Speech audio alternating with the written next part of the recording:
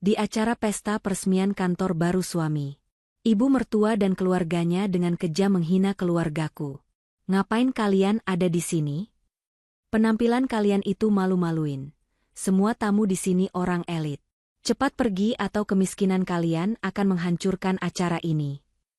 Aku hanya diam, tapi 15 menit kemudian, kupastikan mereka akan bersujud memohon maaf di depan keluargaku. Karena, sebelum ceritanya dimulai, silahkan tulis di kolom komentar dari daerah mana saja teman-teman yang menonton cerita ini. Jangan lupa like dan subscribe agar channel ini bisa semakin berkembang dan bisa mempersembahkan cerita yang lebih menarik lagi. Suasana di dalam aula utama gedung perkantoran baru itu terasa begitu megah dan penuh dengan aroma kemewahan. Langit-langit ruangan yang tinggi dihiasi dengan lampu gantung kristal yang memantulkan cahaya keemasan ke seluruh penjuru ruangan, menciptakan nuansa elegan yang memanjakan mata siapa saja yang memandangnya. Lantai marmer yang dipoles sempurna berkilau di bawah sorotan lampu, seolah menjadi panggung bagi ratusan pasang sepatu mahal yang melangkah di atasnya malam itu. Para tamu undangan yang hadir bukanlah orang sembarangan. Mereka adalah jajaran pebisnis kelas atas, kolega, dan investor potensial yang sengaja diundang untuk menyaksikan momen bersejarah bagi perusahaan yang dipimpin oleh Dion. Denting gelas dan suara tawa sopan terdengar bersahutan, mengisi udara dengan aura kesuksesan yang kental. Di tengah keramaian itu, Dion berdiri dengan tegak, mengenakan setelan jas yang dijahit khusus oleh desainer ternama, menyalami satu persatu tamu dengan senyum lebar yang tak pernah lepas dari wajahnya. Ia merasa seolah dunia berada dalam genggamannya malam ini. Tidak jauh dari tempat Dion berdiri, Ibu Ayu, ibunya, tampak begitu sibuk memamerkan kesuksesan putranya kepada sekelompok wanita sosialita yang mengelilinginya. Wajah Ibu Ayu berseri-seri, dagunya terangkat tinggi dengan kesombongan yang sulit disembunyikan. Ia menikmati setiap detik menjadi pusat perhatian, menceritakan bagaimana putranya membangun perusahaan ini dari nol, sebuah cerita yang sebenarnya jauh dari kenyataan namun ia rangkai sedemikian rupa agar terdengar heroik. Di sebelahnya, Hana, adik perempuan Dion, juga tidak mau kalah. Ia sibuk memperbaiki tatanan rambutnya dan sesekali tertawa keras untuk menarik perhatian, menikmati status barunya sebagai adik dari seorang direktur utama yang sukses. Bagi keluarga Dion, malam ini adalah malam penobatan mereka sebagai bagian dari kaum elit, sebuah status yang sudah lama mereka idam-idamkan dan kini akhirnya terwujud. Namun, suasana penuh kebanggaan itu sedikit terganggu ketika pintu utama aula terbuka perlahan. Dari balik pintu kaca yang besar itu, melangkah masuk tiga sosok yang penampilannya sangat kontras dengan kemewahan di dalam ruangan. Kinan, istri Dion, berjalan masuk dengan langkah pelan namun pasti.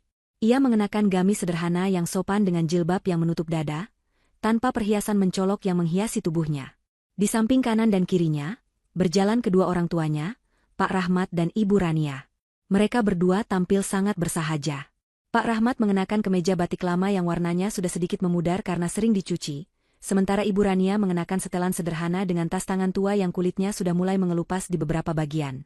Kedatangan mereka bertiga sebenarnya tidak menimbulkan keributan, namun di mata Ibu Ayu, kehadiran mereka bagaikan noda tinta hitam di atas kain sutra putih yang mahal. Mata tajam Ibu Ayu segera menangkap sosok besannya itu dari kejauhan.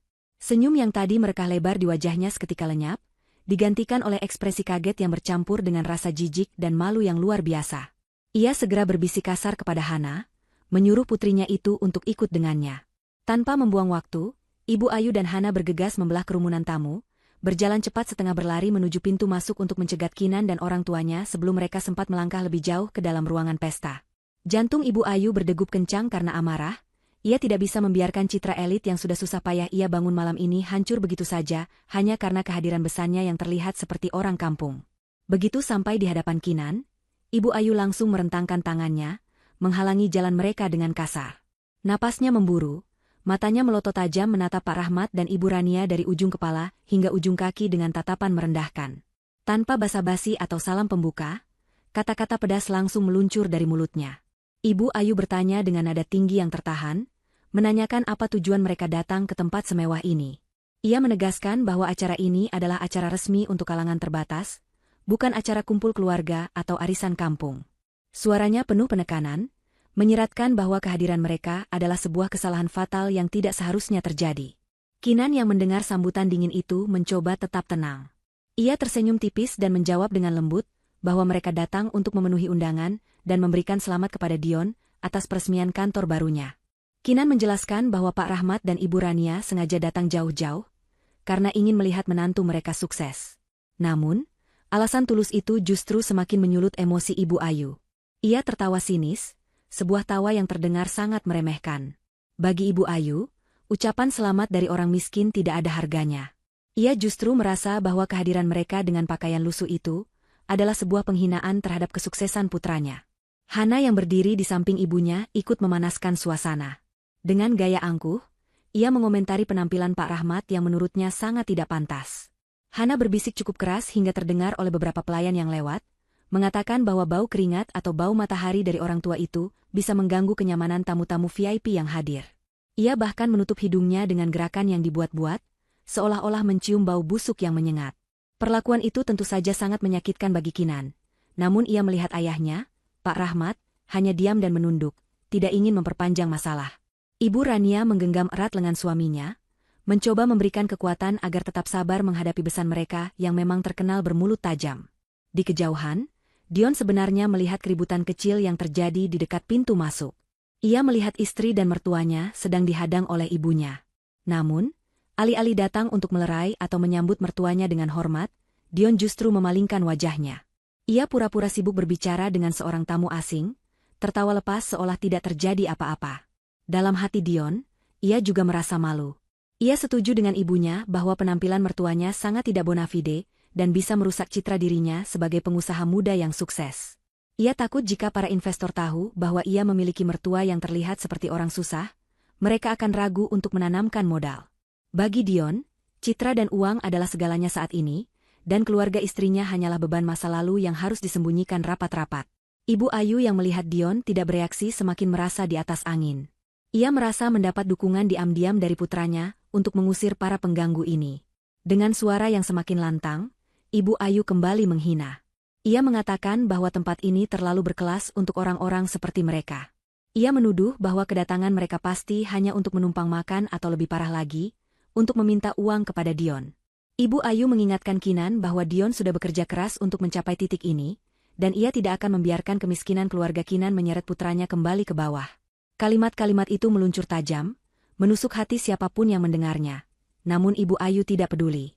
Baginya, mengamankan acara ini dari pemandangan yang tidak sedap dipandang mata adalah prioritas utamanya. Pak Rahmat yang sedari tadi diam, akhirnya mencoba bicara. Dengan suara yang tenang dan berwibawa, ia berkata bahwa mereka tidak berniat mengganggu. Mereka hanya ingin menyapa Dion sebentar, memberikan doa restu, lalu akan segera pulang. Pak Rahmat mencoba menjelaskan bahwa mereka bangga pada Dion. Namun, belum selesai Pak Rahmat bicara, Hana memotongnya dengan kasar. Hana berkata bahwa doa mereka tidak dibutuhkan di sini. Yang dibutuhkan di sini adalah koneksi dan uang, dua hal yang jelas tidak dimiliki oleh keluarga Kinan. Hana bahkan dengan lancang menyuruh mereka untuk berkaca sebelum masuk ke gedung mewah seperti ini. Kinan merasakan dadanya sesak menahan amarah. Ia menatap wajah suaminya dari kejauhan, berharap ada sedikit pembelaan.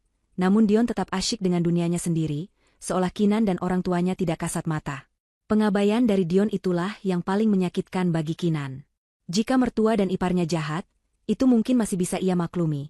Tetapi sikap suaminya yang pengecut dan tidak tahu berterima kasih benar-benar membuat hatinya hancur. Kinan teringat bagaimana dulu Dion memohon-mohon bantuan modal. Bagaimana Dion bersimpu di kaki ayahnya saat usahanya bangkrut, dan kini, setelah sukses, ia membuang muka seolah tidak pernah mengenal siapa yang menolongnya. Ibu Ayu kini memberikan ultimatum. Ia menunjuk ke arah pintu keluar dengan jari telunjuknya yang dihiasi cincin berlian. Ia berkata dengan nada final, memerintahkan mereka untuk pergi sekarang juga sebelum ia memanggil keamanan untuk menyeret mereka keluar. Ia mengancam bahwa jika mereka tidak segera angkat kaki, ia akan memastikan semua orang tahu betapa tidak tahu malunya keluarga Kinan. Ancaman itu terdengar sangat serius. Beberapa tamu yang berada di dekat pintu masuk mulai menoleh dan berbisik-bisik, memandang rendah ke arah Kinan dan orang tuanya, persis seperti yang diinginkan oleh Ibu Ayu. Situasi semakin memojokkan Kinan dan keluarganya, membuat mereka menjadi tontonan yang memalukan di tengah pesta yang seharusnya penuh kebahagiaan itu. Penghinaan yang dilontarkan oleh Ibu Ayu dan Hana semakin menjadi-jadi. Mereka tidak hanya menyerang secara verbal, tetapi kini mulai melakukan tindakan fisik untuk mengintimidasi. Hana dengan sengaja menyenggol bahu Ibu Rania, hingga tas tua yang dipegangnya terjatuh ke lantai. Bukannya meminta maaf, Hana malah mendengus jijik dan menendang pelantas itu menjauh, seolah barang itu adalah sampah yang mengotori lantai marmer yang mengkilap. Ibu Rania yang kaget segera membungkuk untuk memungut tasnya, matanya mulai berkaca-kaca menahan tangis. Namun ia berusaha sekuat tenaga untuk tidak meneteskan air mata di hadapan orang-orang yang merendahkannya ini. Hati Kinan mendidih melihat perlakuan kasar adik iparnya terhadap ibunya yang sangat ia hormati. Kinan menarik napas panjang, mencoba meredam gejolak amarah yang siap meledak. Ia melangkah maju, berdiri tepat di depan ibunya, menjadi tameng bagi kedua orang tuanya. Dengan suara yang bergetar namun tegas, Kinan mengingatkan Ibu Ayu bahwa mereka adalah besan, keluarga sah dari Dion. Tidak sepantasnya mereka diperlakukan seperti pengemis di acara menantu mereka sendiri. Kinan mencoba menyentuh hati nurani mertuanya, mengingatkan bahwa tanpa doa dan dukungan keluarga, Dion tidak akan bisa berdiri tegak di sini.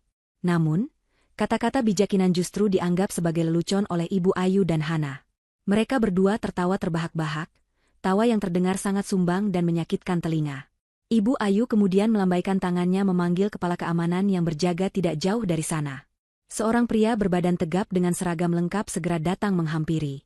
Dengan nada memerintah yang angkuh, Ibu Ayu menunjuk ke arah Pak Rahmat, Ibu Rania, dan Kinan. Ia mengatakan kepada petugas keamanan bahwa ada orang asing yang menyusup masuk dan mengganggu kenyamanan tamu VIP. Ia menuduh mereka hendak mencuri makanan catering dan membuat keributan.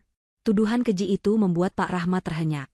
Seumur hidupnya, ia selalu menjaga kejujuran dan kehormatan.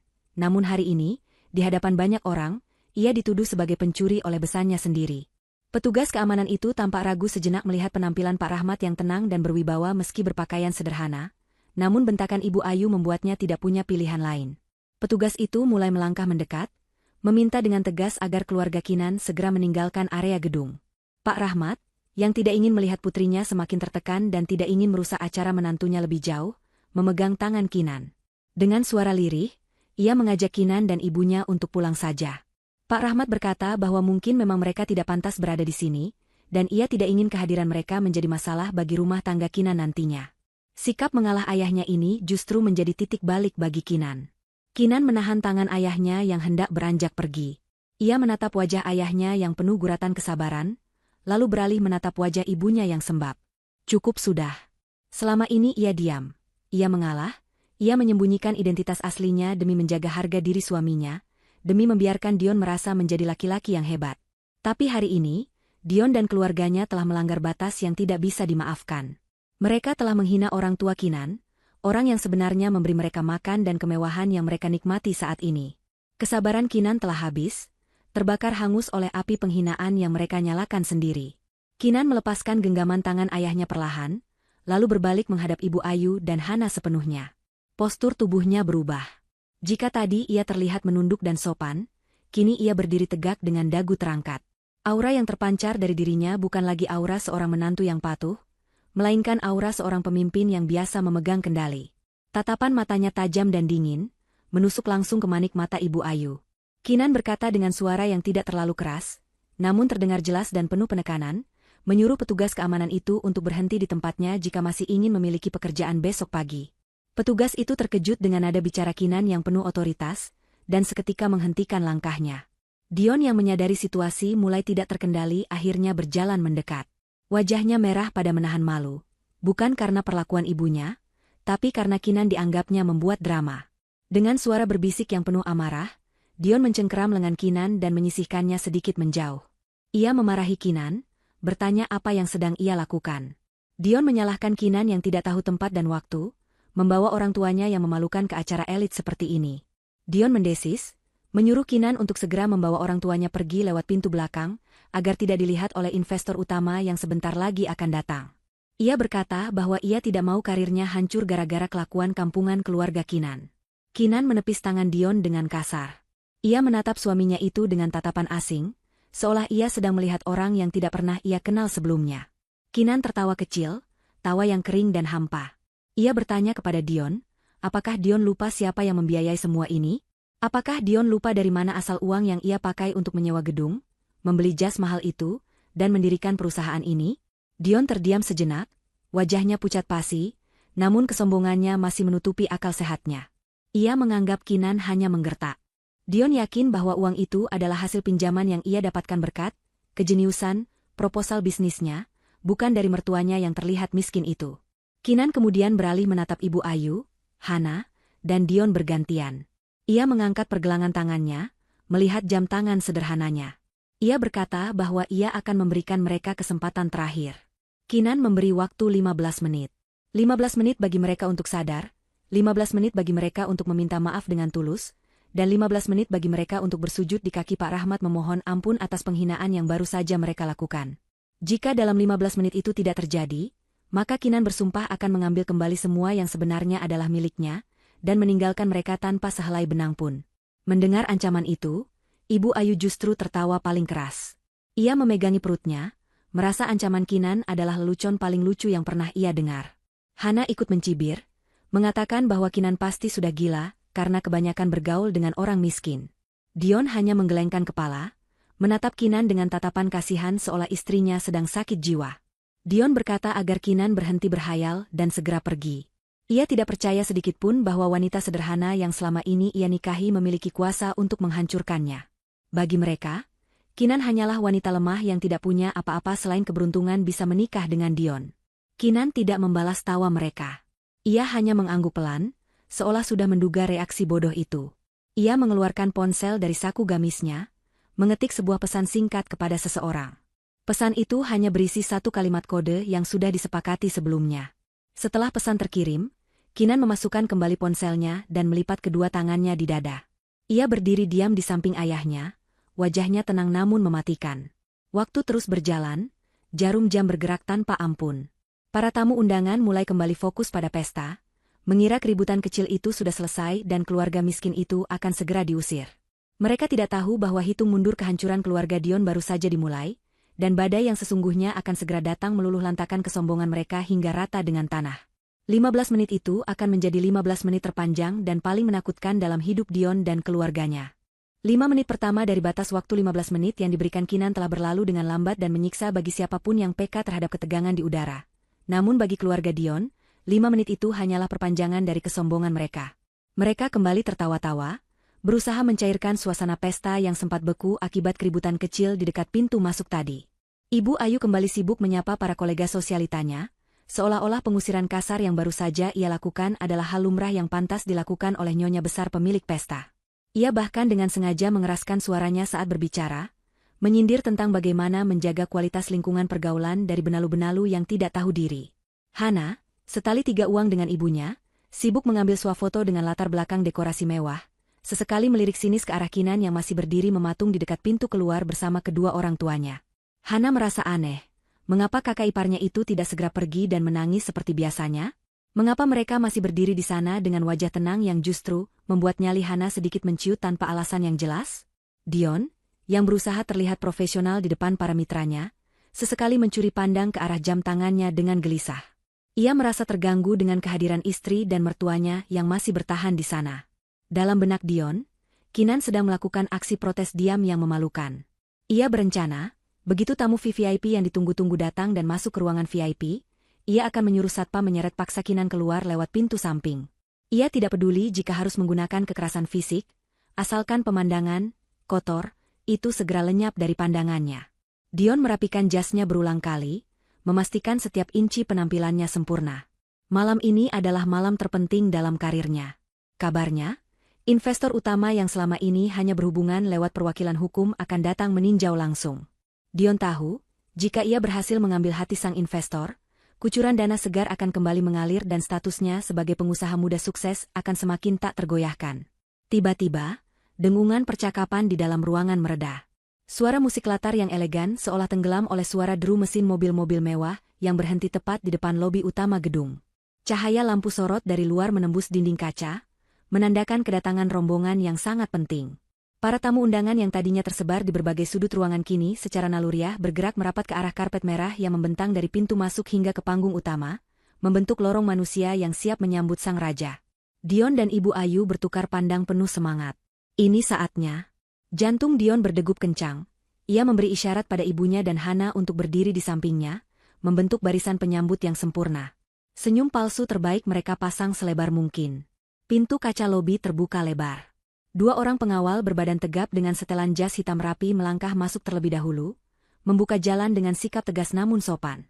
Di belakang mereka, melangkah masuk seorang pria parubaya dengan aura kepemimpinan yang begitu kuat, hingga membuat udara di sekitarnya terasa berat. Itu adalah Pak Haryo, sosok legendaris di dunia bisnis yang namanya saja sudah cukup membuat para pesaing gemetar. Penampilannya sangat rapi, mengenakan setelan jas abu-abu tua yang terlihat sederhana, namun siapapun yang paham mode tahu bahwa harga setelan itu bisa membiayai pesta ini 2 kali lipat. Wajahnya tegas, matanya tajam menyapu seluruh ruangan seolah sedang memindai setiap detail yang ada. Tidak ada senyum ramah di wajahnya, hanya ekspresi dingin seorang penguasa yang sedang melakukan inspeksi mendadak. Dion menelan ludah, gugup namun antusias. Ia melangkah maju dengan percaya diri, mengulurkan tangannya seraya sedikit membungkuk hormat. Ia sudah menyiapkan kalimat sambutan yang telah ia latih berhari-hari di depan cermin. Dengan suara lantang yang dibuat berwibawa, Dion menyapa selamat datang kepada Bapak Haryo. Ia mengucapkan terima kasih yang sebesar-besarnya atas kehadiran beliau di acara peresmian kantor yang sederhana ini. Dion berharap kalimat merendah itu akan terdengar sopan dan menarik simpati.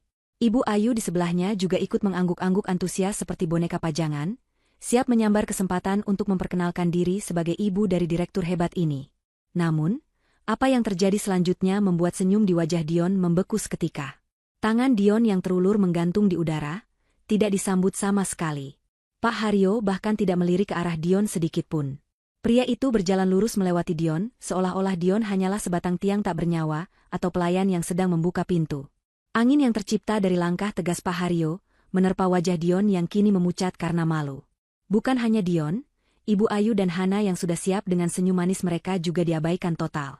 Pak Haryo berjalan cepat, langkahnya mantap dan terarah, bukan menuju panggung utama yang sudah disiapkan kursi kehormatan, melainkan menuju ke arah pintu keluar, tempat di mana Kinan, Pak Rahmat, dan Ibu Rania masih berdiri dalam diam. Dion ternganga, otaknya berusaha mencerna apa yang sedang terjadi. Ia berpikir mungkin Pak Haryo salah arah, atau ingin ke toilet. Dion hendak berteriak memanggil untuk mengarahkan ke jalan yang benar, tetapi suaranya tercekat di tenggorokan saat melihat pemandangan yang tak masuk akal di depannya. Pak Haryo, sang investor agung yang disegani ribuan orang, tiba-tiba menghentikan langkahnya tepat 2 meter di depan Pak Rahmat, pria tua berpakaian batik lusuh yang baru saja dihina dan hendak diusir oleh Ibu Ayu. Suasana ruangan yang tadinya hening karena penasaran, kini berubah menjadi senyap yang mencekam. Ratusan pasang mata tertuju pada satu titik interaksi itu. Tanpa ragu sedikitpun, Pak Haryo membungkukkan badannya dalam-dalam, membentuk sudut 90 derajat yang sempurna di hadapan Pak Rahmat. Itu bukan sekadar anggukan sopan, itu adalah ojigi, sebuah penghormatan tertinggi yang biasa dilakukan bawahan kepada atasan yang sangat dihormati, atau seorang abdi kepada rajanya. Posisi itu dipertahankan Pak Haryo selama beberapa detik, cukup lama untuk membuat semua orang di ruangan itu menahan napas karena syok. Ketika Pak Haryo menegakkan tubuhnya kembali, wajah dinginnya berubah menjadi ekspresi penuh penyesalan dan kerendahan hati. Dengan suara yang jelas dan terdengar hingga ke sudut ruangan yang sunyi itu, Pak Haryo mengucapkan permohonan maaf. Ia meminta maaf karena terlambat datang. Ia memanggil Pak Rahmat dengan sebutan, Tuan Besar, dan bertanya dengan nada khawatir, apakah acara peresmian gedung milik Pak Rahmat ini berjalan sesuai rencana atau ada hal yang kurang berkenan di hati beliau. Kalimat itu bagaikan petir yang menyambar di siang bolong, meledak tepat di telinga Dion, Ibu Ayu, dan Hana. Kata, Tuan Besar, dan gedung milik Anda, berdengung berulang-ulang di kepala mereka, menciptakan kekacauan nalar yang luar biasa.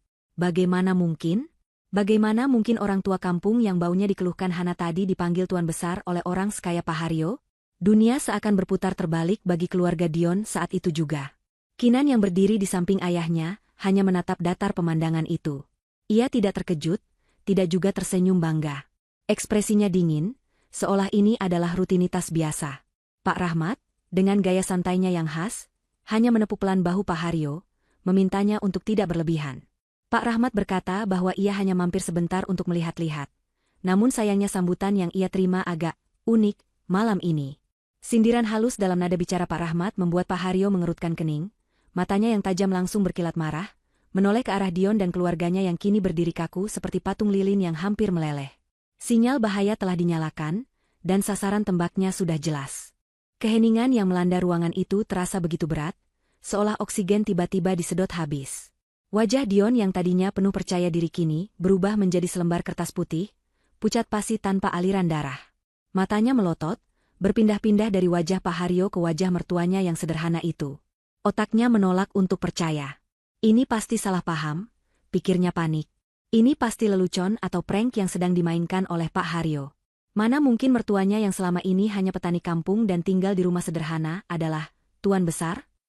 Selama 3 tahun menikah dengan Kinan, Dion selalu merasa dirinya adalah penyelamat yang mengangkat derajat keluarga istrinya. Keyakinan itu kini retak, hancur berkeping-keping di depan matanya sendiri.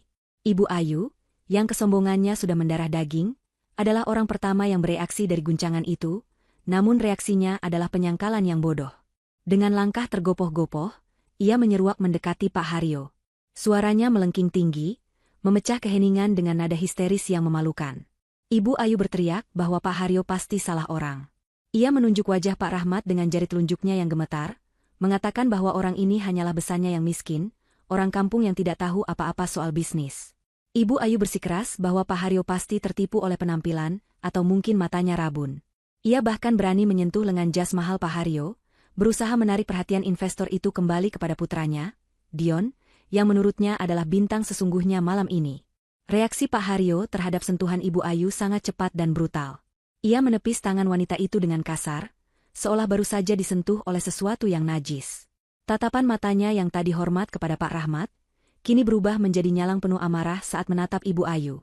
Dengan suara menggelegar yang membuat mikrofon di panggung berdengung, Pak Haryo membentak Ibu Ayu untuk menjaga mulutnya. Ia menyatakan dengan tegas bahwa orang yang baru saja dihina oleh Ibu Ayu adalah pemilik tunggal dari Rahmat Group, konglomerasi yang menaungi puluhan gedung perkantoran di kota ini, termasuk gedung tempat mereka berdiri sekarang. Pak Haryo mengungkapkan fakta yang lebih mengejutkan lagi. Seluruh modal awal perusahaan Dion, setiap sen yang digunakan untuk membeli meja, kursi, hingga menyewa staf, semuanya berasal dari dana pribadi putri Pak Rahmat, yaitu Kinan. Dion merasa lututnya lemas seketika. Ia terhuyung ke belakang, hampir menabrak meja pramusaji. Tatapannya beralih pada Kinan, istrinya yang selama ini ia anggap wanita rumahan biasa yang hanya tahu memasak dan mengurus rumah. Kinan kini melangkah maju, memisahkan diri dari lindungan ayahnya. Ia berdiri di tengah sorotan lampu, mengeluarkan sebuah map tipis yang entah sejak kapan ia bawa di balik tas sederhananya. Kinan membukanya perlahan, memperlihatkan sebuah dokumen kontrak dengan materai resmi. Wajahnya tenang namun mematikan saat ia mulai berbicara. Suaranya tidak berteriak, tapi ketegasannya mampu meruntuhkan mental siapapun yang mendengarnya. Kinan menjelaskan bahwa selama ini ia diam karena ingin melihat apakah suaminya bisa sukses dengan kakinya sendiri jika diberi kesempatan. Ia memberikan modal itu secara diam-diam melalui perantara Pak Haryo, agar harga diri Dion sebagai suami tidak terluka. Namun, Kinan melanjutkan, ada satu klausul khusus dalam perjanjian investasi itu yang sepertinya tidak pernah dibaca teliti oleh Dion karena terlalu sibuk berfoya-foya. Klausul itu berbunyi, jika pihak pengelola, dalam hal ini Dion, melakukan tindakan tidak etis, menghina, atau merendahkan martabat pemilik modal dan keluarganya, maka seluruh aset akan ditarik kembali seketika itu juga tanpa proses pengadilan. Kinan mengangkat dokumen itu tinggi-tinggi agar semua orang bisa melihatnya. Para tamu undangan, yang sebagian besar adalah pebisnis cerdas, langsung memahami situasi. Bisik-bisik mulai terdengar, bukan lagi bisikan kekaguman pada Dion, melainkan bisikan cemoohan dan ejekan. Mereka mulai menyadari bahwa Dion hanyalah boneka yang beruntung, seorang direktur karbitan yang tidak punya modal sendiri, dan bodohnya malah menggigit tangan yang memberinya makan. Pandangan para tamu yang tadinya memuja, kini berubah menjadi tatapan jijik. Mereka merasa tertipu oleh pencitraan palsu keluarga Dion. Beberapa tamu bahkan mulai meletakkan gelas minuman mereka dan bersiap untuk pergi, tidak ingin terlibat dengan perusahaan yang sebentar lagi akan bangkrut. Hana, yang menyadari bahwa kartu kredit dan fasilitas mewahnya terancam, mulai menangis histeris. Bukan tangisan penyesalan, melainkan tangisan ketakutan akan kemiskinan. Ia menarik-narik jas kakaknya, bertanya apa yang harus mereka lakukan. Namun Dion sudah tidak bisa berpikir. Otaknya lumpuh. Bayangan mobil sport dinas yang ia banggakan, apartemen mewah yang ia tempati, dan kantor megah ini, semuanya berputar-putar di kepalanya lalu meledak menghilang. Ia menatap Kinan dengan tatapan memohon, mulutnya terbuka ingin mengatakan sesuatu. Mungkin sebuah penyangkalan atau permohonan maaf, tapi tidak ada suara yang keluar. Kinan menatap jam tangannya lagi. Waktu terus berjalan. Ia berkata dengan nada dingin bahwa 10 menit sudah berlalu. Tersisa 5 menit lagi sebelum tim legal Pak Haryo memproses pembekuan seluruh aset atas nama Dion dan keluarganya. Kinan mengingatkan kembali tawaran yang ia berikan di awal, sujud dan minta maaf, atau hancur sehancur-hancurnya. Ancaman itu kini terdengar sangat nyata dan mengerikan. Tidak ada lagi tawa dari Ibu Ayu, tidak ada lagi cibiran dari Hana. Yang ada hanyalah keringat dingin yang mengucur deras membasahi wajah-wajah pucat mereka yang penuh ketakutan. Pak Haryo menambahkan tekanan dengan mengeluarkan ponselnya, berbicara keras-keras kepada tim legalnya di seberang telepon agar menyiapkan surat penyitaan dan pemberitahuan utang. Ia menyebutkan angka kerugian yang harus ditanggung Dion jika kontrak diputus sepihak karena pelanggaran etika, 50 miliar rupiah. Angka itu membuat Ibu Ayu hampir pingsan. Kakinya tidak kuat lagi menopang tubuhnya yang gemetar. Ia jatuh terduduk di lantai marmer yang dingin, matanya kosong menatap ke depan. 50 miliar. Mereka tidak punya uang sebanyak itu. Menjual ginjal pun tidak akan cukup. Satu-satunya jalan keluar hanyalah menelan harga diri mereka yang setinggi langit itu, dan melakukan apa yang diminta Kinan. Suasana pesta yang gemerlap kini berubah menjadi arena pengadilan moral. Lampu kristal di atas sana seolah menyorot tajam ke arah tiga terdakwa. Dion, Ibu Ayu, dan Hana. Mereka terpojok, dikelilingi oleh tatapan menghakimi dari ratusan orang dan ancaman kebangkrutan yang nyata. Kinan berdiri tegak di hadapan mereka, bukan lagi sebagai istri yang bisa diinjak-injak, melainkan sebagai hakim yang memegang palu keputusan. Ia menunggu. Detik demi detik berlalu, mendekati batas waktu 15 menit yang keramat. Akankah kesombongan mereka runtuh? Ataukah mereka memilih hancur bersama ego mereka? Suara detik jam dinding yang terpasang di sudut aula, seolah berubah menjadi dentang lonceng kematian bagi Dion dan keluarganya. Kinan tidak lagi bicara, ia hanya berdiri diam dengan tatapan lurus ke depan, seolah sedang menyaksikan sebuah pertunjukan teater yang sudah lama ia ketahui akhir ceritanya. Tepat ketika 10 menit berlalu, ia memberikan anggukan kecil kepada Pak Haryo.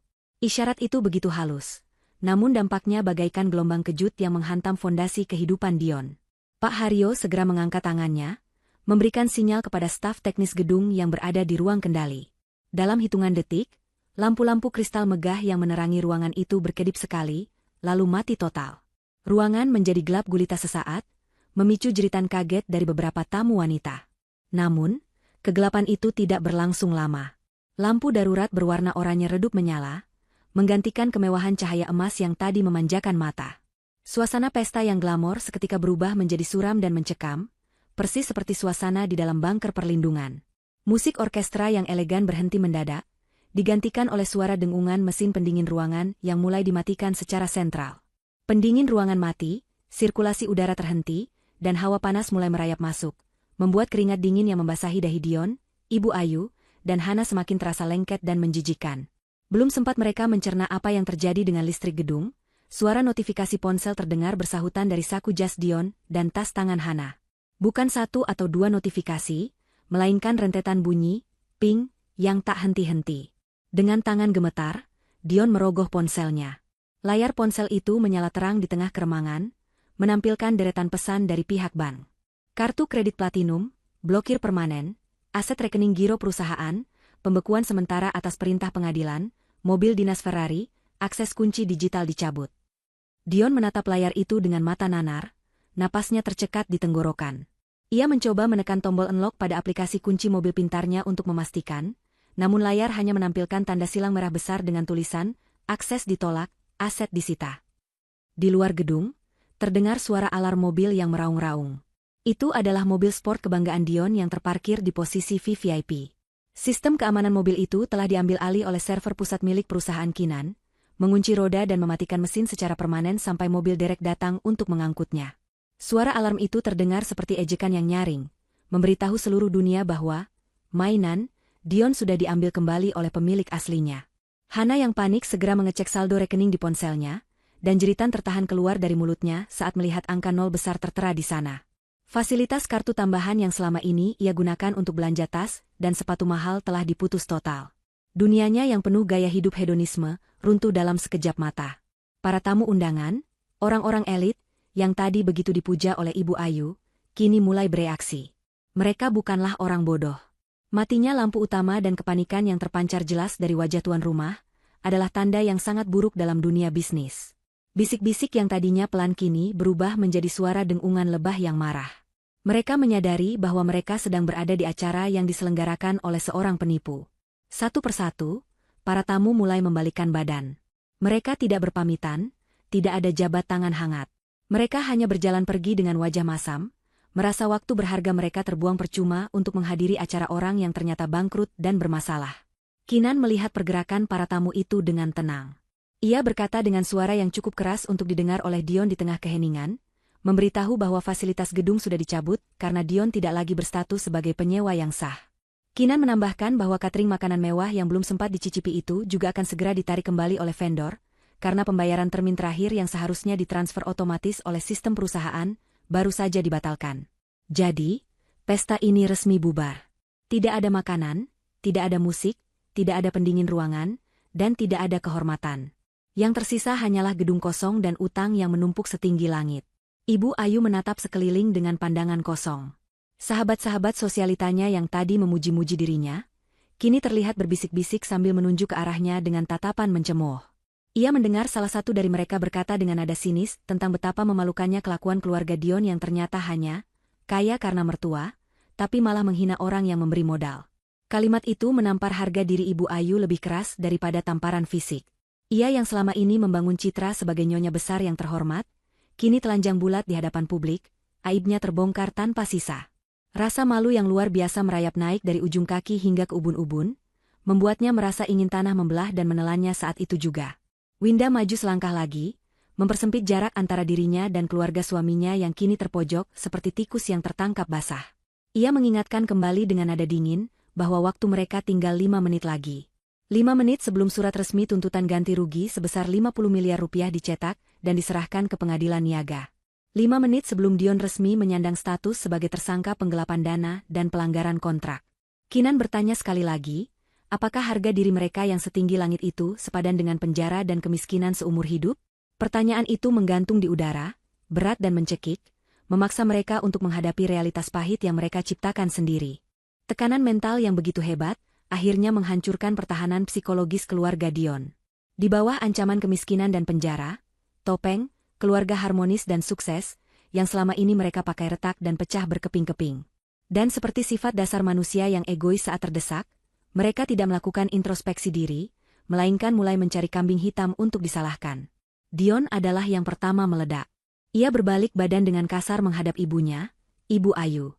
Wajahnya merah padam, urat-urat lehernya menonjol keluar karena amarah yang memuncak. Dengan suara berteriak yang menggema di aula yang mulai sepi itu, Dion menuding wajah ibunya. Ia menyalahkan Ibu Ayu atas semua kehancuran ini. Dion berteriak bahwa jika saja Ibu Ayu bisa menjaga mulutnya, jika saja Ibu Ayu tidak menghina orang tua Kinan, semua ini tidak akan terjadi. Dion meraung frustrasi, mengatakan bahwa ia sudah berusaha keras membangun citra, tapi hancur dalam sekejap hanya karena kesombongan ibunya yang tidak tahu diri. Ibu Ayu, yang masih syok, tersentak kaget diserang oleh putra kesayangannya sendiri. Ia tidak terima disalahkan begitu saja. Naluri bertahannya muncul. Ia membalas teriakan Dion dengan tidak kalah sengit. Ibu Ayu berdalih bahwa ia melakukan semua ini demi Dion, demi menjaga wibawa Dion di depan tamu-tamu. Ia balik menyalahkan Dion yang dianggapnya tidak becus mengurus istri. Ibu Ayu menjerit histeris, mengatakan bahwa seharusnya Dion sejak awal memberitahu kalau mertuanya adalah konglomerat. Jika Dion jujur, Ibu Ayu pasti akan bersikap manis. Ia menuduh Dion menyembunyikan fakta itu dan menjebaknya dalam situasi ini. Pertengkaran ibu dan anak itu menjadi tontonan yang sangat menyedihkan dan memalukan. Saling tuding, saling lempar kesalahan, tanpa ada satupun kata penyesalan tulus yang terucap. Hana, yang melihat ibu dan kakaknya bertengkar hebat, semakin kehilangan kendali. Ia menangis meraung-raung seperti anak kecil yang kehilangan permen. Namun yang ia tangisi bukanlah nasib kakaknya atau kehormatan keluarganya, melainkan nasib dirinya sendiri. Ia berteriak di sela-sela tangisnya, bertanya bagaimana nasib cicilan tas barunya. Bagaimana ia bisa pamer di media sosial kalau semua fasilitas dicabut. Ia memaki Dion sebagai kakak yang tidak berguna, karena gagal mempertahankan kekayaan. Ia juga menyalahkan Ibu Ayu yang terlalu banyak bicara.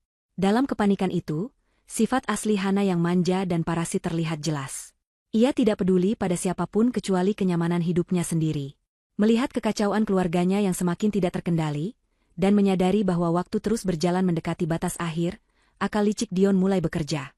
Ia sadar, marah-marah tidak akan menyelesaikan masalah. Satu-satunya kunci untuk keluar dari neraka ini adalah Kinan. Dion segera mengubah ekspresi wajahnya. Ia memaksakan diri untuk terlihat sedih dan menyesal. Ia merapikan jasnya yang berantakan, lalu berjalan tertatih-tatih mendekati Kinan dengan wajah memelas yang dibuat-buat. Dion mencoba meraih tangan Kinan, suaranya berubah menjadi lembut dan penuh bujuk rayu, kontras dengan teriakan kasarnya pada ibunya tadi. Ia memanggil Kinan dengan sebutan, sayang. Dion berkata bahwa semua ini hanya salah paham besar. Ia berbohong dengan lancar, mengatakan bahwa tadi ia sebenarnya ingin membela Kinan, tapi ia tertekan oleh ibunya.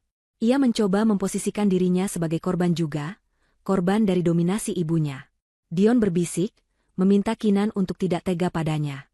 Ia mengingatkan masa-masa indah pernikahan mereka, mencoba memanipulasi perasaan Kinan agar luluh dan membatalkan hukuman itu. Ia berjanji akan berubah, akan menjadi suami yang baik, asalkan Kinan memberinya kesempatan kedua dan tidak menarik aset-aset itu. Namun, Kinan bukan lagi wanita naif yang bisa dibodohi dengan kata-kata manis beracun.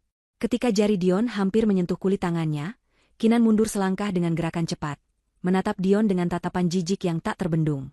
Kinan berkata dengan nada datar namun tajam, melarang Dion menyentuhnya dengan tangan kotor itu. Kinan melihat sandiwara Dion dengan sangat jelas. Ia tahu Dion tidak menyesal karena telah menyakitinya, Dion hanya menyesal karena tertangkap basah dan kehilangan uangnya. Kinan menunjuk ke arah Pak Rahmat dan Ibu Rania yang berdiri diam di belakangnya.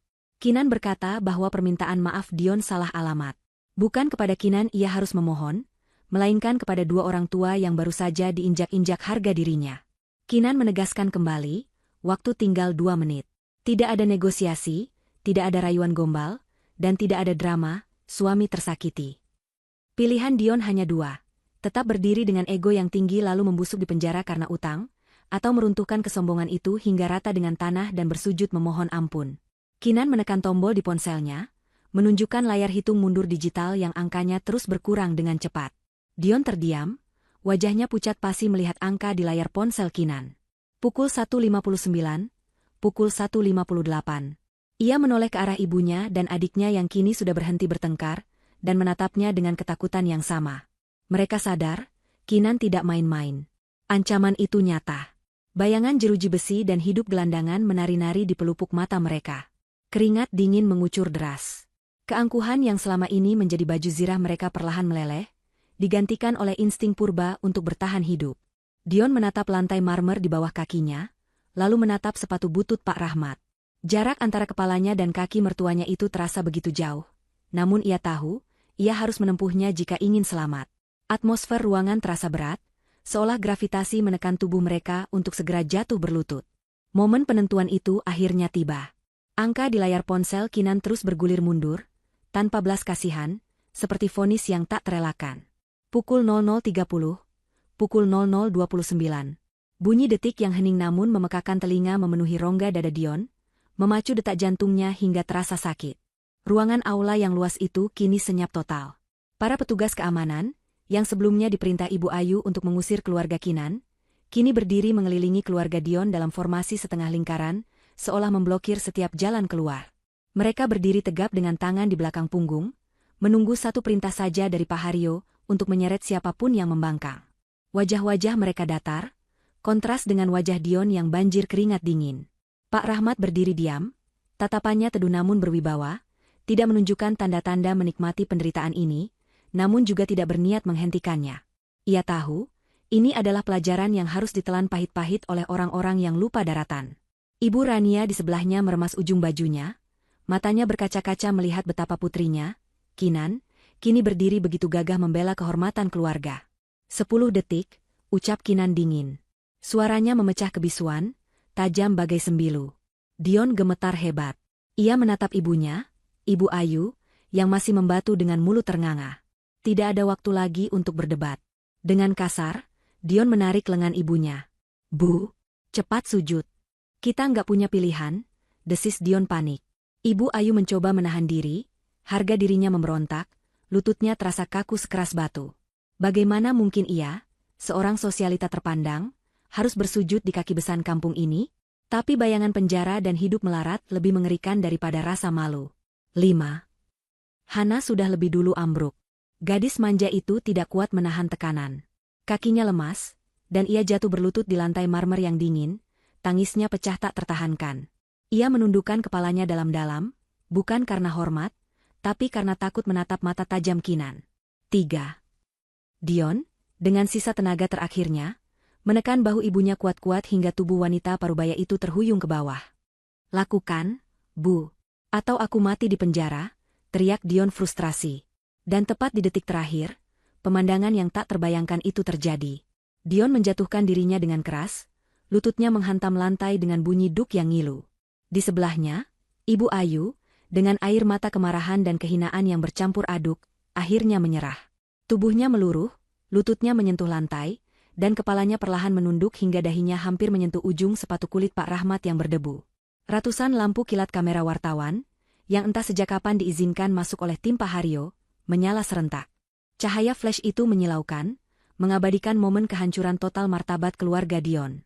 Di hadapan ratusan tamu yang masih tersisa, di bawah sorotan kamera, dan di depan mata keluarga yang pernah mereka hina, miskin dan memalukan, tiga sosok sombong itu kini meringkuk tak berdaya. "Maafkan kami."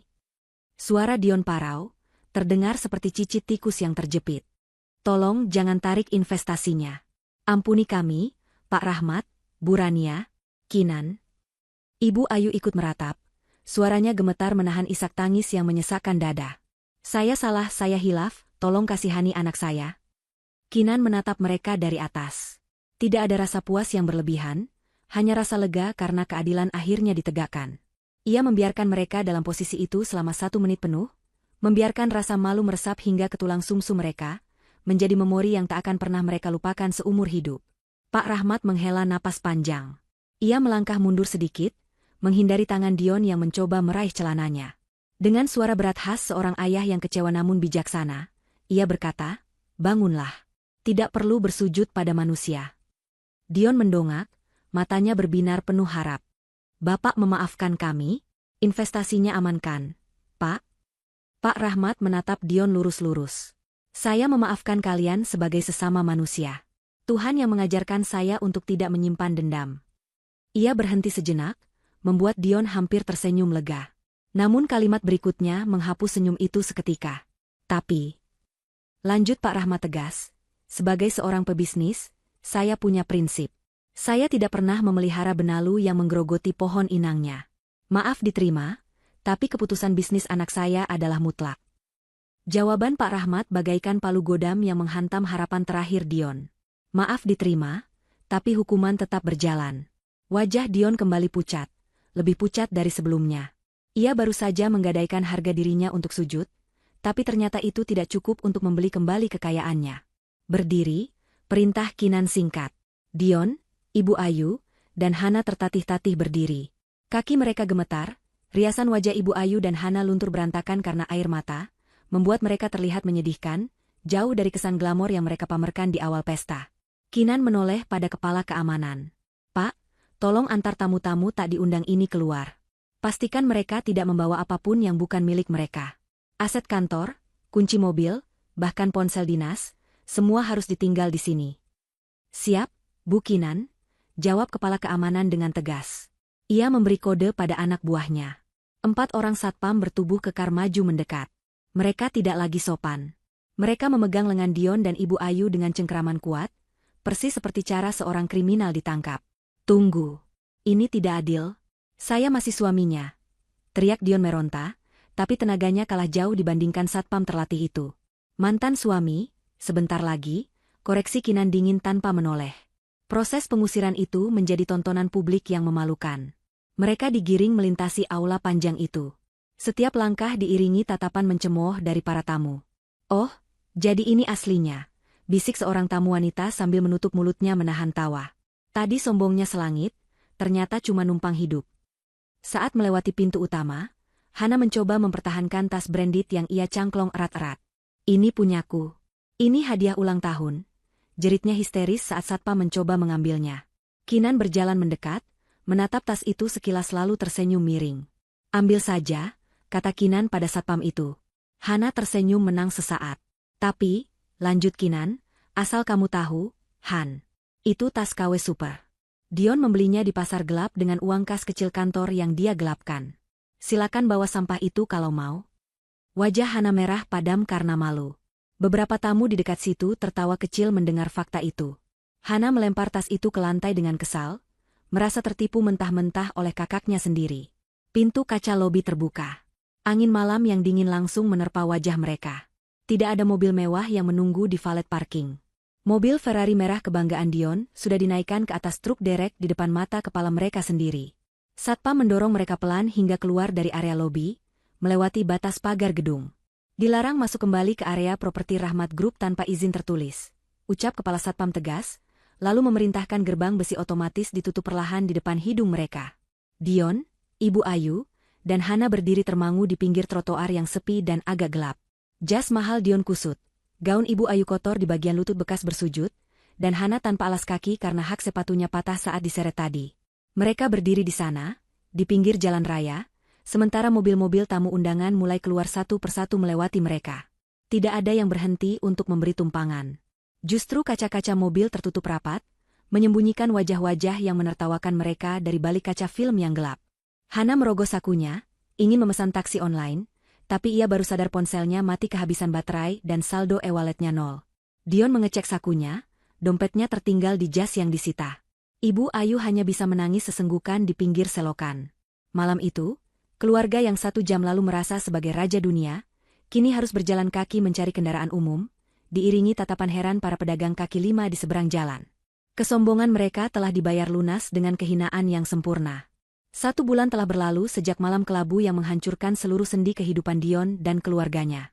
Waktu yang singkat bagi orang lain, namun terasa seperti 1 abad penyiksaan bagi Dion, Ibu Ayu, dan Hana. Roda nasib yang berputar terlalu cepat membuat mereka terhempas keras ke dasar jurang kemiskinan yang selama ini mereka tertawakan. Kini, mereka tinggal di sebuah rumah kontrakan sempit di pinggiran kota, jauh dari kawasan elit tempat mereka dulu membusungkan dada. Rumah itu berdinding batako yang catnya sudah mengelupas di sana-sini, dengan atap seng yang membuat suhu di dalam ruangan terasa seperti oven saat matahari siang sedang terik-teriknya. Tidak ada lagi pendingin ruangan sentral yang sejuk, yang ada hanyalah kipas angin tua berkarat yang berbunyi berisik setiap kali baling-balingnya berputar, seolah mengejek nasib malang penghuninya. Bau selokan yang mampet di depan rumah seringkali menyelinap masuk melalui ventilasi yang kawat nyamuknya sudah robek, bercampur dengan aroma lembab dari kamar mandi yang kerannya terus menetes. Pagi itu, suasana di dalam rumah kontrakan sudah memanas, bukan hanya karena suhu udara, tetapi karena pertengkaran rutin yang kini menjadi menu sarapan mereka sehari-hari. Ibu Ayu duduk di kursi plastik murahan dengan wajah masam, menatap piring di hadapannya yang hanya berisi nasi putih dingin dan sepotong tempe goreng yang gosong. Ia membanting sendok ke piring, hingga menimbulkan bunyi berdenting yang nyaring. Dengan suara melengking yang penuh keluhan, ia mulai memaki keadaan. Ibu Ayu berteriak memanggil Hana, menanyakan mengapa hanya ini makanan yang tersedia. Ia mengeluh bahwa lidahnya sudah mati rasa, karena setiap hari harus menelan makanan, orang susah, seperti ini. Ia merindukan daging steak impor dan sup krim jamur yang biasa ia santap di restoran langganannya. Keluhan itu terus mengalir tanpa henti, menyalahkan semua orang kecuali dirinya sendiri atas kemalangan yang menimpa mereka. Hana muncul dari balik tirai kain lusuh yang membatasi ruang tamu dan kamar tidur. Wajahnya terlihat kusam, jerawat mulai bermunculan di dahinya, karena ia tidak lagi mampu membeli rangkaian perawatan kulit mahal yang biasa ia pakai. Rambutnya yang dulu selalu tertata rapi hasil blow salon, kini diikat asal-asalan dengan karet gelang. Dengan nada ketus yang tak kalah sengit, Hana membalas omelan ibunya. Ia berteriak bahwa uang belanja yang diberikan Dion sudah habis. Hana menyindir ibunya yang tidak tahu diri, masih mengharapkan makanan mewah padahal untuk membeli beras saja mereka harus berhutang di warung tetangga yang galak. Hana juga mengeluh tentang sabun cucinya yang habis, dan menuntut ibunya untuk menjual sisa perhiasan imitasi yang masih mereka simpan, karena Hana malu keluar rumah dengan baju yang bau apek. Pertengkaran ibu dan anak itu semakin riuh, saling lempar tuduhan tentang siapa yang paling boros di masa lalu. Di sudut ruangan, Dion duduk bersandar di tembok dengan tatapan kosong. Ia mengenakan kaos oblong yang sudah melar di bagian leher, dan celana pendek rumahan. Laptop tua milik temannya yang ia pinjam menyala di hadapannya, menampilkan belasan tab situs pencari kerja. Namun, layar itu hanya menambah keputusasaannya. Sudah puluhan lamaran ia kirimkan, dan sudah belasan wawancara ia hadiri, namun hasilnya selalu nihil. Dunia bisnis ternyata sangat sempit. Kabar tentang insiden di pesta peresmian itu telah menyebar dengan kecepatan cahaya. Nama Dion telah masuk dalam daftar hitam tidak resmi di kalangan HRD perusahaan-perusahaan besar. Tidak ada yang mau mempekerjakan seorang direktur boneka yang terbukti tidak kompeten, memiliki masalah etika berat, dan berani menghina investor utamanya sendiri. Reputasi Dion hancur lebur, lebih hancur daripada puing bangunan yang diratakan tanah. Dion teringat kejadian kemarin siang saat ia mencoba melamar posisi manajer pemasaran di sebuah perusahaan menengah. Awalnya, pewawancara tampak tertarik dengan pengalaman kerjanya. Namun, begitu pewawancara itu mengetik nama Dion di mesin pencari dan melihat berita-berita daring tentang skandal pembatalan investasi Rahmat Group, sikap ramah itu berubah drastis. Pewawancara itu menutup map lamaran Dion sambil tersenyum sinis, mengatakan bahwa perusahaan mereka sangat menjunjung tinggi etika dan rasa hormat kepada mitra bisnis, dua hal yang jelas tidak dimiliki oleh Dion. Dion diusir secara halus namun menyakitkan. Kata-kata pewawancara itu masih terngiang di telinganya, menyadarkannya bahwa bayang-bayang kekuasaan keluarga Kinan begitu besar hingga menutup semua pintu rezekinya. Ia sadar, ia tidak sedang melawan Kinan seorang. Ia sedang melawan sistem yang menghukum ketidakjujuran dan kesombongan. Lamunan Dion buyar ketika teriakan Ibu Ayu semakin menjadi-jadi, kali ini menyasar dirinya. Ibu Ayu menghardik Dion, bertanya kapan Dion akan mendapatkan pekerjaan yang layak lagi. Ibu Ayu menuntut Dion untuk segera bertindak. Entah itu meminjam uang atau melakukan apa saja, asalkan mereka bisa pindah dari tempat kumuh ini. Mendengar itu, emosi Dion yang sudah diubun-ubun akhirnya meledak. Ia bangkit berdiri, menendang botol air mineral kosong di dekat kakinya, hingga terpental mengenai dinding. Dion berteriak sekuat tenaga, menyuruh ibunya dan adiknya diam. Ia menumpahkan segala kekesalannya, mengatakan bahwa ia sudah lelah menjadi sapi perah bagi ambisi mereka. Dion mengingatkan dengan keras bahwa kehancuran ini dimulai dari mulut Ibu Ayu yang tidak bisa dijaga. Jika saja Ibu Ayu bisa bersikap rendah hati sedikit saja malam itu, mereka mungkin masih menikmati hidup nyaman di apartemen. Keheningan mencekam menyelimuti ruangan itu sesaat setelah ledakan amarah Dion, hanya menyisakan suara napas mereka yang memburu. Di tengah keterpurukan itu, proses perceraian Dion dan Kinan berjalan dengan kecepatan yang menyakitkan. Kinan tidak membuang waktu. Ia menyewa pengacara terbaik yang mengurus segala berkas dengan efisien dan tanpa celah. Hari sidang putusan pun tiba. Dion datang ke pengadilan agama dengan kemeja yang ia setrika sendiri, terlihat kusut dan tidak pas di badan karena tubuhnya yang semakin kurus. Ia berharap bisa bertemu Kinan, berharap ada sedikit celah untuk memohon belas kasihan, mungkin meminta sedikit harta gonogini untuk modal usaha. Namun, harapan itu pupus begitu ia melihat Kinan memasuki ruang sidang. Kinan datang dikawal oleh 2 orang asisten dan tim pengacaranya. Penampilannya sungguh berbeda, bagaikan bumi dan langit dengan Kinan yang dulu Dion kenal sebagai istri penurut di rumah. Kinan mengenakan busana kerja yang elegan, memancarkan aura wibawa seorang pemimpin perusahaan. Wajahnya cerah, terawat, dan penuh percaya diri. Tidak ada jejak kesedihan di matanya. Saat Dion mencoba mendekat dan memanggil namanya dengan suara parau, Kinan tidak berhenti. Ia hanya menoleh sekilas, memberikan tatapan datar tanpa emosi, seolah Dion adalah orang asing yang tidak sengaja berpapasan di jalan. Pengacara Kinan segera menghalangi langkah Dion, menegaskan bahwa kliennya tidak ingin berbicara di luar konteks persidangan. Di dalam ruang sidang, palu hakim diketuk dengan tegas, menandai berakhirnya ikatan pernikahan mereka secara resmi. Dion kalah telak. Karena adanya perjanjian pranikah yang memisahkan harta bawaan, yang dulu ditandatangani Dion tanpa membaca karena meremehkan Kinan, Dion tidak mendapatkan sepeser pun dari aset perusahaan. Hakim memutuskan bahwa semua aset adalah milik Kinan selaku pemodal utama. Dion keluar dari ruang sidang dengan tangan hampa, status dudanya kini resmi, lengkap dengan stempel kemiskinan yang menyertainya. Ia melihat Kinan berjalan keluar menuju mobil mewah yang sudah menunggunya di lobi pengadilan. Mobil itu mengkilap, sopirnya membukakan pintu dengan hormat. Dion hanya bisa mematung di tangga pengadilan, menyaksikan mantan istrinya melaju pergi meninggalkan masa lalu yang kelam, sementara dirinya harus berjalan kaki menuju halte bus di bawah terik matahari, kembali ke neraka kecilnya di rumah kontrakan. Satu-satunya hiburan, jika bisa disebut demikian, bagi Dion adalah menyalahkan keadaan. Namun jauh di lubuk hatinya, saat malam semakin larut dan suara dengkuran ibunya terdengar, penyesalan itu datang menggigit-gigit batinnya. Ia membayangkan apa yang sedang dilakukan Kinan. Mungkin Kinan sedang makan malam lezat bersama orang tuanya, tertawa bahagia tanpa beban. Bayangan itu menyiksanya. Ia sadar ia telah membuang berlian demi memungut batu kerikil. Ia telah menyia-nyiakan wanita tulus yang mencintainya apa adanya, hanya demi ego dan validasi semu dari ibunya. Tapi penyesalan itu tidak ada gunanya. Nasi sudah menjadi bubur, dan bubur itu pun kini terasa basi. Berita tentang kesuksesan Kinan semakin sering terdengar. Wajah Kinan mulai muncul di majalah bisnis sebagai CEO wanita inspiratif tahun ini. Dalam sebuah wawancara yang dibaca Dion lewat ponsel retaknya, Kinan berbicara tentang pentingnya integritas dan kerendahan hati dalam bisnis. Setiap kalimat dalam artikel itu terasa seperti tamparan bagi Dion. Kinan tidak pernah menyebut nama Dion dalam wawancara itu. Ia benar-benar telah menghapus Dion dari sejarah hidupnya. Pengabaian total itu lebih menyakitkan daripada kebencian. Jika Kinan membencinya, berarti Dion masih dianggap ada. Tapi Kinan menganggapnya tidak ada, tidak penting, dan tidak layak diingat. Itu adalah hukuman psikologis terberat bagi seorang narsistik seperti Dion. Hari-hari berlalu menjadi minggu. Utang di warung semakin menumpuk. Ibu Ayu mulai sakit-sakitan karena stres dan pola makan yang buruk. Namun mereka tidak punya uang untuk ke dokter, hanya mengandalkan obat warung seadanya.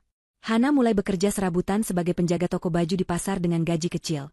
Setiap hari pulang sambil menangis karena kakinya lecet dan sering dimarahi bosnya. Roda karma terus menggiling mereka perlahan tapi pasti, menggerus sisa-sisa kesombongan hingga menjadi debu.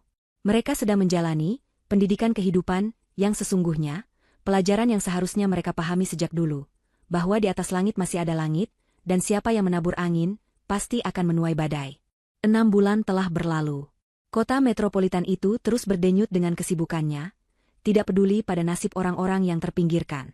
Bagi Kinan, 6 bulan ini adalah masa transformasi yang luar biasa. Di bawah kepemimpinannya, perusahaan yang dulu hampir hancur di tangan Dion kini berkembang pesat. Ia melakukan perombakan besar-besaran, menciptakan lingkungan kerja yang sehat, dan yang terpenting, ia memimpin dengan hati. Karyawan-karyawannya sangat menghormatinya, bukan karena takut, tapi karena segan dan kagum.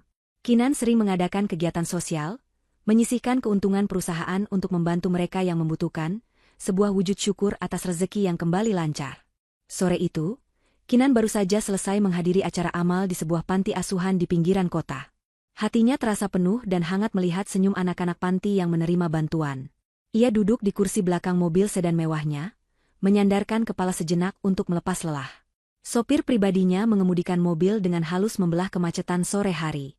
Langit di luar mulai berubah warna menjadi jingga kemerahan, menciptakan siluet gedung-gedung tinggi yang memisahkan kehidupan kaum elit dan kaum papa.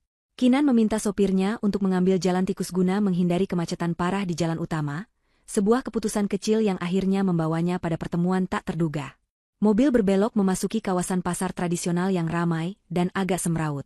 Jalanan padat oleh pedagang kaki lima yang menggelar lapak hingga ke bahu jalan, angkot yang mengetem sembarangan, dan pejalan kaki yang hilir mudik.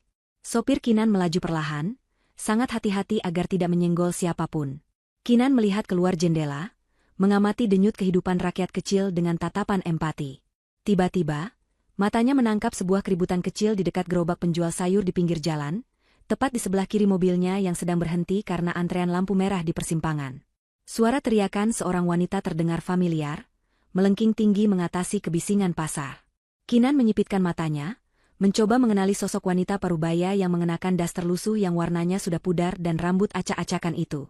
Wanita itu sedang berdebat sengit dengan tukang sayur, menunjuk-nunjuk seikat bayam yang layu.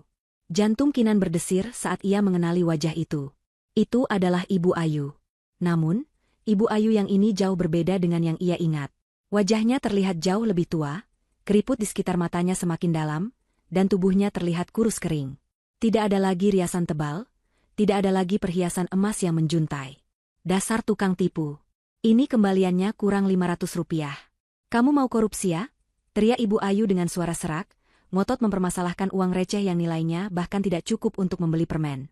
Tukang sayur itu, seorang bapak tua yang terlihat lelah, mencoba menjelaskan dengan sabar. Bu, tadi ibu bayarnya pakai uang pas, malah kurang 1.000. Ini saya sudah kasih diskon, kok malah nuduh saya nipu? Alah, jangan banyak alasan. Orang miskin kayak kamu pasti mau nipu saya. Hardik Ibu Ayu lagi, masih menggunakan kata-kata sombong meski kondisinya sendiri sangat memprihatinkan. Ironi itu begitu kental di mata Kinan. Di sebelah Ibu Ayu, berdiri seorang pria kurus yang sedang memegang kantong plastik berisi kerupuk. Pria itu menunduk malu, berusaha menarik lengan ibunya agar berhenti membuat keributan. Itu Dion. Pemandangan Dion saat ini benar-benar menyedihkan. Ia mengenakan kaos partai yang kedodoran dan celana pendek yang sudah belel.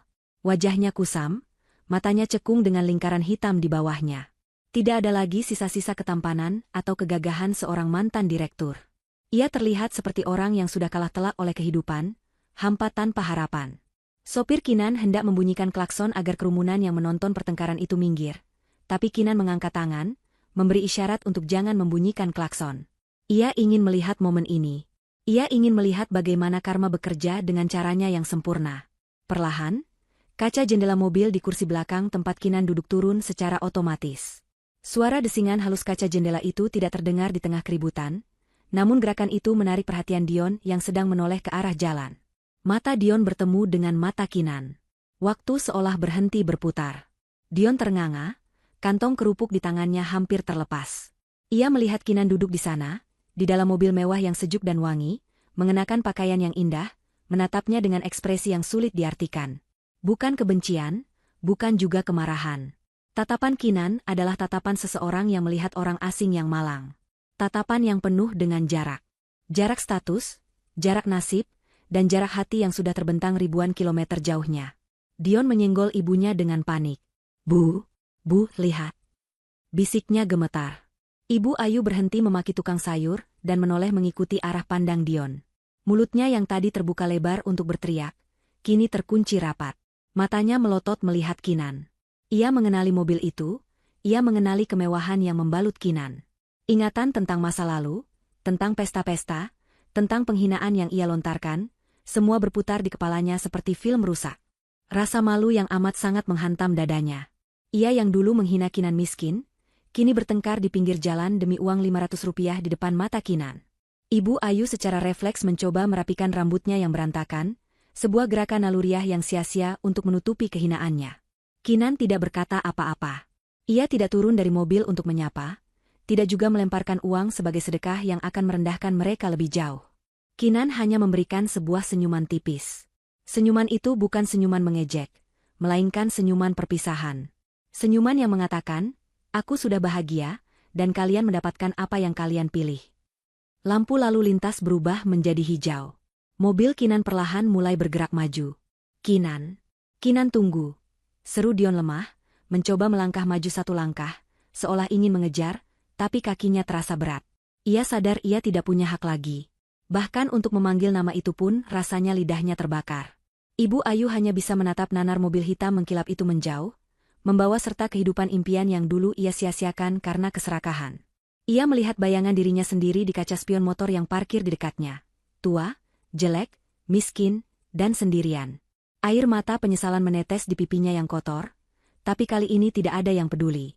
Tukang sayur tadi hanya mendengus kesal dan pergi melayani pembeli lain, mengabaikan Ibu Ayu yang masih terpaku. Di dalam mobil, Kinan menekan tombol untuk menaikkan kembali kaca jendelanya. Suara bising pasar dan teriakan masa lalu perlahan senyap, digantikan oleh kesunyian yang menenangkan di dalam kabin mobilnya. Ia menarik napas panjang dan menghembuskannya perlahan, melepaskan beban terakhir yang mungkin masih tersisa. Ia melihat ke depan, ke jalan panjang yang terbuka lebar. Ponsel Kinan bergetar. Pesan dari ayahnya, Pak Rahmat, masuk. Makan malam di rumah ya, nak, ibu masak kesukaanmu. Kinan tersenyum lebar, kali ini senyuman yang tulus dan bahagia. Ia membalas pesan itu dengan cepat. Hidupnya kini dikelilingi oleh orang-orang yang tulus mencintainya, bukan karena hartanya, tapi karena jiwanya. Ia telah memenangkan pertarungan ini tanpa perlu mengotori tangannya dengan dendam yang berkepanjangan. Alam semesta telah bekerja dengan adil, menempatkan setiap orang tepat di tempat yang pantas mereka dapatkan. Narasi penutup bergema dalam benak Kinan saat mobilnya melaju membelah senja. Mereka pikir uang bisa membeli harga diri dan kesombongan adalah mahkota. Tapi pada akhirnya, waktu membuktikan bahwa kesombongan adalah hutang yang paling berbunga tinggi, dan hari ini, mereka baru saja membayarnya lunas dengan penderitaan. Karma tidak pernah salah alamat, ia hanya menunggu waktu yang tepat untuk bertamu.